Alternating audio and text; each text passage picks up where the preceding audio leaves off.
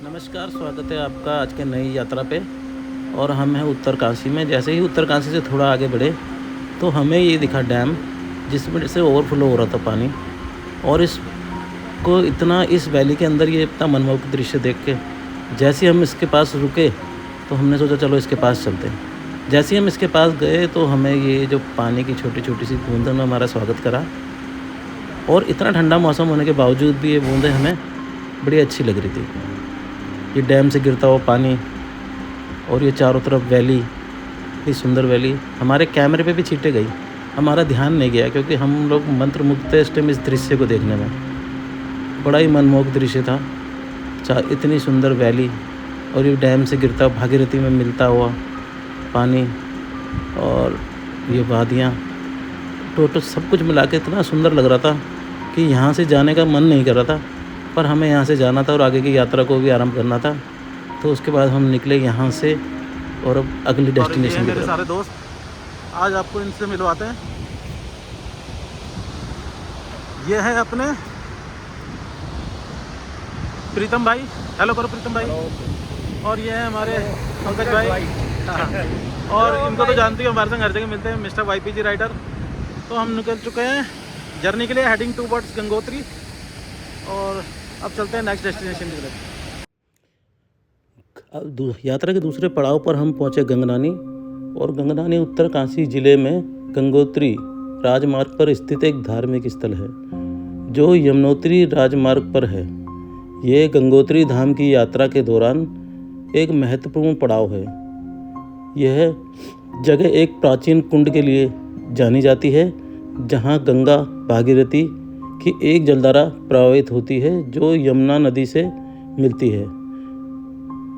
पौराणिक कथा के हिसाब से माना जाता है कि ऋषि जमदग्नि ने अपने तप से गंगा भागीरथी की एक जलधारा को यमुना नदी के किनारे प्रवाहित कर दिया था। गंगनानी में भागीरथी की जलधारा यमुना नदी से मिलती है, जिससे ये त्रिवेणी संगम के रूप में भी जाना जाता है। गंगनानी में गर्म पानी के कुंड भी हैं जो चर्म रोग के लिए फायदेमंद माने जाते हैं। गंगनानी महर्षि पराशर की तपोस्थली के रूप में भी जाना जाता है, जो व्यास जी के पिता थे।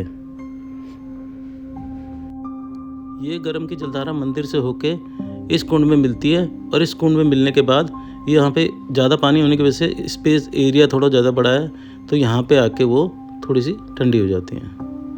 और उसके यहाँ पे हम लोगों ने पूरा इसका आनंद उठाया गंगनानी में नहाने का। और गंगनानी में नहाने के बाद हम लोग चल पड़े अपनी नई डेस्टिनेशन की तरफ। गंगनानी में पूरा हमने आनंद उठाया। मतलब हम लोग यहाँ से एक एक स्टेप करके उतरते थे कि पानी शुरू में बहुत गर्म लगता है, लेकिन जैसे जैसे हम स्टेप पे उतरते हैं और पानी के अंदर मर्ज होते हैं तो उसके बाद पानी हमें नॉर्मल लगने लगता है। और इस पानी में नहाने से सारे चर्म रोग दूर होते हैं, क्योंकि इसमें गंधक और सल्फर पाया जाता है जो कि शरीरी चर्म रोग के लिए बहुत फ़ायदेमंद होता है। तो यहाँ पे हमने पूरा आनंद उठाया इस गंगनानी कुंड में। और गंगनानी कुंड पे हमने नहा धो के फिर हम जैसे ही हम हर्षिल वैली के लिए निकल रहे थे, रास्ते में इतनी सुंदर वैली और इतना मनमोहक दृश्य देख के हम लोग ने अपना यहीं भी स्टॉपेज लिया एक। और हम अपने आप को रोकने से, मतलब यहाँ रुकने से रोक नहीं पाए। और उसके बाद हम यहाँ पे चल दिए पैदल यात्रा करने के लिए, कि हम लोगों ने सोचा था इसको पैदल चल के एक्सप्लोर करा जाए। हमने जो गाड़ी थी हमारी वो हमने खड़ी कर दी और हम चल दिए इस मनमोहक दृश्य को देखने के लिए। यहाँ पे कई तरह की ऊपर से जलधाराएँ निकल रही थी और वो जलधाराएँ सारी जाके मिलती हैं इसमें भागीरथी नदी में। तो हम लोग जैसे ही आगे चले ये मनमोहक दृश्य को हमने अपने उसमें रिकॉर्ड करना शुरू कर दिया।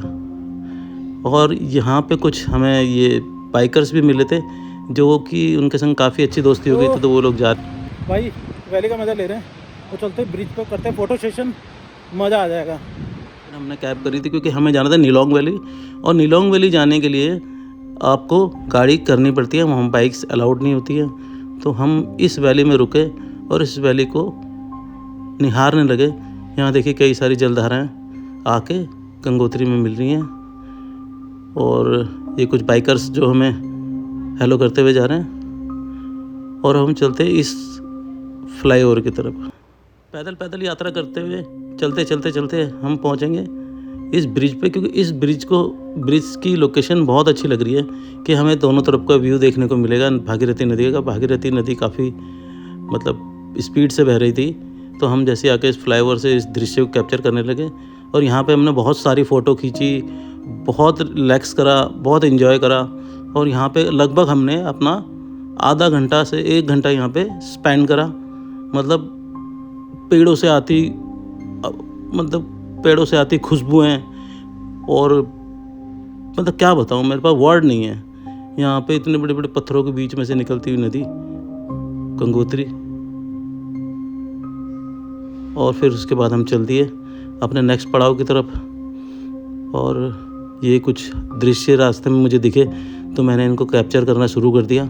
बहुत ही अच्छी वैली से जो मतलब सुंदरता थी वो मतलब फील ही कर सकते हैं, लेकिन फिर भी हमने इसको रिकॉर्ड करने की कोशिश करी कि शायद कुछ आप लोगों को दिखा पाए दृश्य ऐसे जो मतलब यहाँ की फीलिंग्स ही अलग है। वो मैं एक्सप्लेन नहीं कर सकता, शब्दों में बयान नहीं कर सकता, उसके लिए आपको यहाँ आना ही पड़ता है। और ये दूर से दिख रहा है हमें बागोरी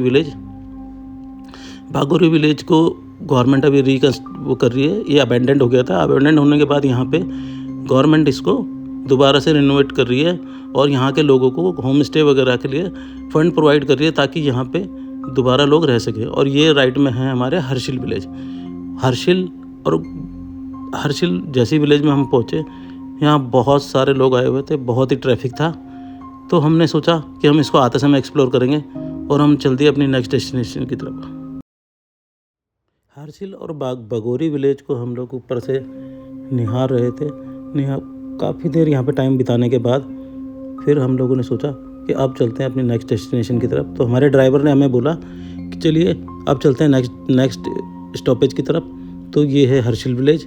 हर्षिल को अभी हम अंदर से एक्सप्लेन वापसी में करने की सोच रहे थे और फिर हम यहाँ से निकले और ये रास्ते के जो दृश्य थे ये रिकॉर्ड करते हुए हम लोग पहुँचे।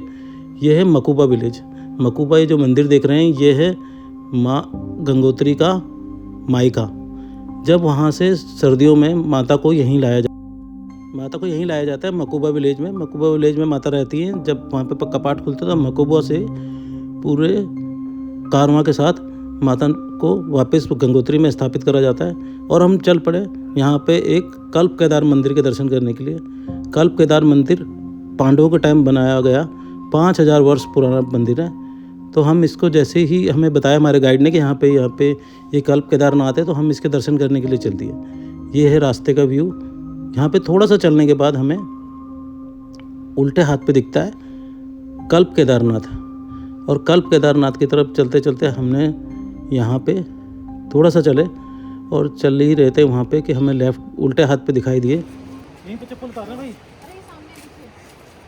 भाई जूते चप्पल यहीं उतार रहे हैं। चलो आगे देखेंगे। मैं और प्रतीक भाई जा रहे हैं।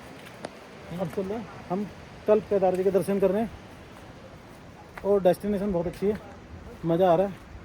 अब धीरे धीरे ना बारिश हल्की हल्की छीटा छाटी हो रही है तो वेदर भी थोड़ा कोल्ड हो गया, तो अब कल्प केदार जी के दर्शन करते हैं। अरे हाँ, 2 कपल भगवान से अपने लिए कामनाएं। और ये देखिए कल्प केदार जी, इसमें ऑटोमेटिक गंगा जी अपने आप। अच्छा दोबारा बोलो। कल्प केदार, ये कल्प केदार मंदिर है, ये पांडवों ने बनाए हैं प्राचीन काल में। और जाइए इसके दर्शन। यहाँ पे गंगा जी जो है अपने आप जो लिंग को जो है टच करके जाती है, यहाँ पे प्रकट होती है गंगा जी। और ये कल्प केदार मंदिर है ना, जो ये पांडवों को बनाया है। Approximate 5000 year, more than 5000 year old ये टेम्पल है। और यहाँ पे खुदाई चल रही है, यहाँ पे कई शिवलिंग निकल जाते हैं।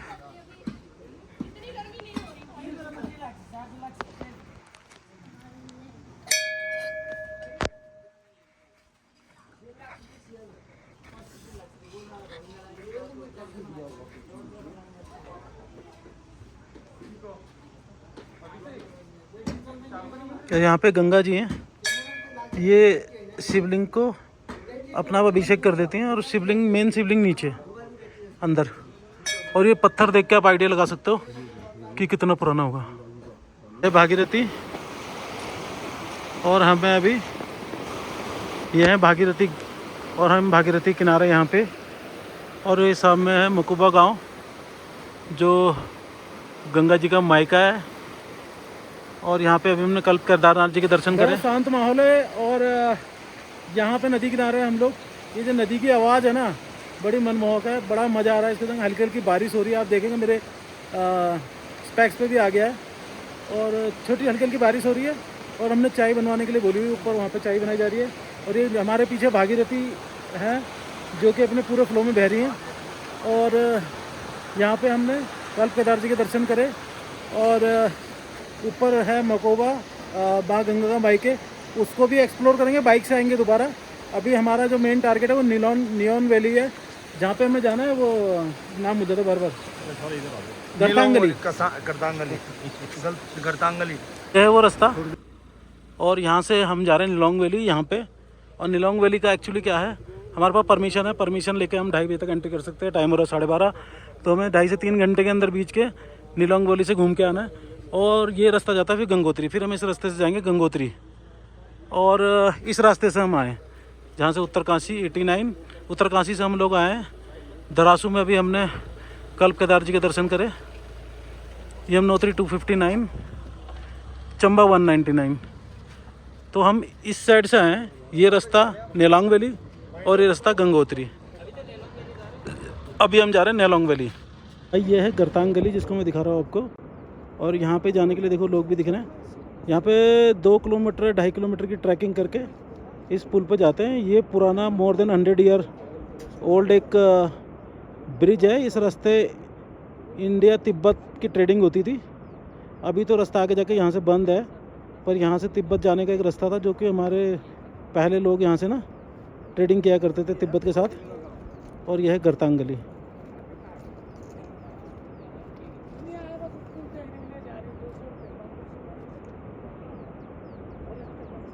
भाई गर्तांग गली जाने के लिए तो 1 दिन चाहिए। मतलब ये सोचो कि कहाँ से हमने शुरू करी थी, 200 रुपये एंट्री है, वो कोई दिक्कत नहीं है, लेकिन पूरा 1 दिन इसी के लिए चाहिए। और सिर्फ एक छोटा सा लकड़ी का ब्रिज है, इसी को एक्सप्लोर करते हैं हर कोई। ये यहाँ से शुरू हो रहा है, देखो ब्रिज है ना, और यहाँ से शुरू हो रहा है और यहाँ पे आके ख़त्म हो जाता है बस। हमने एंट्री मार ली है और अब हम जा रहे हैं आगे एक्सप्लोर करने निलोंग वैली को। और निलोंग वैली में सिर्फ हम दिखाई देंगे आपको, क्योंकि ज़्यादातर लोगों को पता नहीं है कि यहाँ पे परमिट लेना पड़ता है या कुछ करना पड़ता है। तो हमारे यशपाल जी ने पहले से उसको YPG राइडर ने मतलब वहाँ की सारी परमिशन ले रखी है, इसीलिए हमने ये टैक्सी करी ताकि इसके थ्रू ही घूमा जा सकता है। वहाँ पे आप अपना पर्सनल व्हीकल लेकर नहीं जा सकते, और वहाँ पे जाया जाता है सिर्फ कमर्शियल व्हीकल से। और ये है निलोंग वैली की बर्फ़ के कुछ अवशेष, प्राचीन बर्फ़ के, पता नहीं कब पड़ी होगी कब क्या है, ये उसके अवशेष है। और ये है आइस, अब ये ब्लैक आइस में कन्वर्ट हो चुकी है। और ये इसका एक पोर्शन यहाँ बचा हुआ है, और अब इसको लेके निकलते हैं आगे। जो जादोंग नाम से जाना जाता है। 1962 में जो है भारत और चाइना का जो है लड़ाई लगी थी। 1962 से पहले जो देश आज़ाद न होने से पहले यहाँ पे कोई रोड कनेक्टिविटी नहीं थी। 62 के बाद 1962 में जब चाइना भारत का जो लड़ाई लगी तो 46 तक जो है चाइना ने कब्जा कर दिया था। फिर उसके बाद हमारे देश की जो इंडियन आर्मी है उन्होंने जो इनको पीछे ले गया, फिर ये हमारे हिस्से में आ गए। तो जो यहाँ के जादोंग और नेलोंग के जो लोग थे उनको भारत सरकार ने जो है पगोरी में जो है माइग्रेट किया। अब जो है 40-60 साल बाद जो है भारत सरकार ने इनको जो है ना बसाने का यहाँ जो है काम किया है। यहाँ पे होम स्टे बन रहे हैं जादोंग में और नेलोंग में। तो इन 2 गाँव को जो है फिर से जो पगोरी वालों को जो है यहाँ पे इनको बसाने का जो है सरकार जो है धरातल पे काम कर रही है और होम स्टे बना रही है। और इनको होम स्टे की तरह से इनको रोजगार भी मिलेगा। और ये हमारे जो भारत के जो है पहला गाँव जो है जादोंग और नेलोंग के नाम से जाना जाएगा दोबारा। हमें निलोंग वैली में, और ये निलोंग वैली का व्यू है। और ये ग्लेशियर मेल्ट होके आ रहे हैं, और ग्लेशियर जैसा हमारे सामने ही है। और टेम्परेचर बढ़ता जा रहा है बस।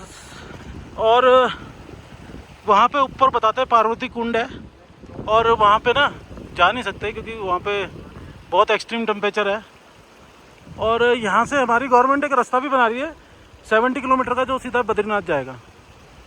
तो ये यहाँ पे इसलिए बढ़ाया जा रहा है ताकि इंडियन आर्मी की, आम पब्लिक की रीच बढ़े। तो उससे क्या होगा, पूरा वर्ल्ड को पता चलेगा कि ये इंडिया की प्रॉपर्टी है। नीलोंग वैली, और मेरे पीछे जो ग्लेशियर देख रहे हैं, जो मेल्ट हो रहे हैं, और ये ग्लेशियर के उस तरफ पार्वती कुंड है और उसके उधर चाइना लग जाता है। तो हमें अभी यहाँ पे, और ग्लेशियर बस हमसे 500 मीटर दूर है। ट्राई करते हैं अगर वहाँ तक पहुँच पाए तो बहुत अच्छी बात है, अदरवाइज़ फिर। और ये मेल्टेड ग्लेशियर वाटर, और बड़ा ही सुंदर नज़ारा दिखाते हैं आपको इस वैली का।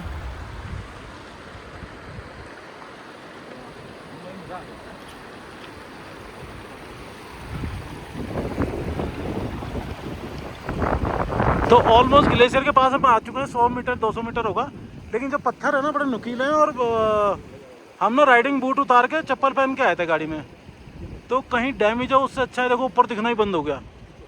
उससे अच्छा है कि हम लोग यहाँ से वापस चलते हैं और आपको दिखाते हैं नियॉन वैली का व्यू सारा।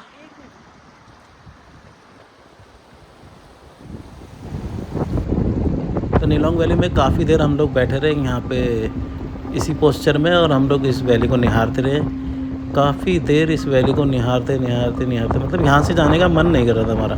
यहीं बैठे बैठे काफ़ी देर हमने एंजॉय करा। गंगोत्री धाम,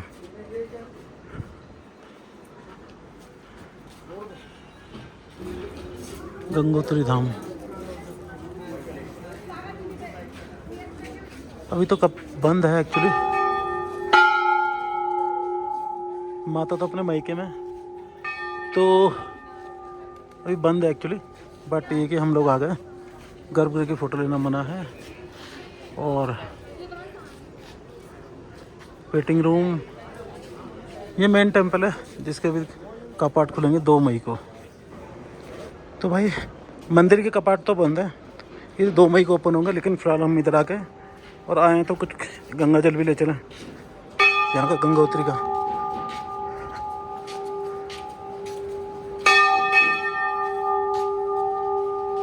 अब यहाँ पे कार्य प्रगति पर है।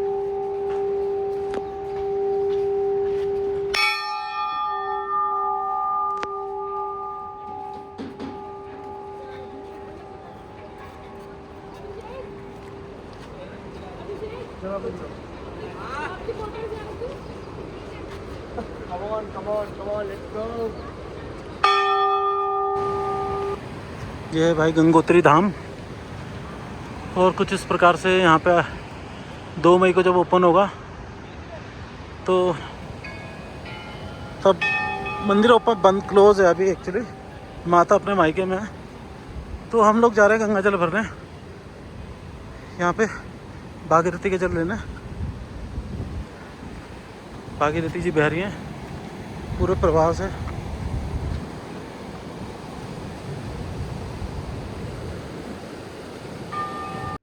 मैं हूँ गंगोत्री में भागीरथी नदी के किनारे पे बैठ के इसके इतिहास के बारे में सोच रहा था। गंगोत्री नदी का उद्गम स्थल है जो हिंदू धर्म में बहुत पवित्र माना जाता है। पौराणिक कथाओं के अनुसार गंगा नदी का उद्गम स्वर्ण से हुआ था, जब भगवान शिव ने अपनी जटाओं में से इसे धरती पर उतारा था। गंगोत्री में गंगा नदी का स्रोत भागीरथी है, जो गंगोत्री ग्लेशियर में गोमुख नामक स्थान पर स्थित है। गंगोत्री धाम के कपाट तो बंद है, पर हमने यहाँ से हाथ जोड़ लिए और अब चलते हैं नेक्स्ट डेस्टिनेशन की तरफ। ये भाई गंगोत्री धाम के लिए और गोमुख के लिए आगे से ये जो वो रेलिंग दिख रही है ना, वहाँ से गोमुख के लिए जाता है। 19 किलोमीटर का रन है, मतलब ट्रैकिंग है वो। तो भाई अपन ने दर्शन वर्शन कर लिया, थोड़े पकौड़े खा लिए। YPJ राइडर ब्लॉगिंग कर रहे हैं और हम चल रहे हैं अपनी गाड़ी की तरफ। पहुंच चुके हैं बागोरी विलेज में, और बागोरी और हर्षिल में इतना क्राउड है आज कि आप सोच भी नहीं सकते। मतलब गाड़ियाँ ठस भरी पड़ी है। तो हर्षिल अभी हम थे हर्षिल, अब बागोरी आए, और मतलब इतना अल्टीमेट ट्रैफिक है यहाँ पे, क्या ही बताएं। बागोरी विलेज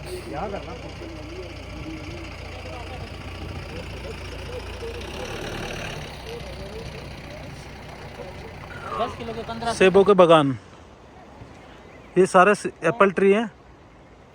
सितंबर में इनमें फ्रूट उगेंगे, अभी फूल लगे हुए हैं। बगोरी बगोरी कर रहे थे हम।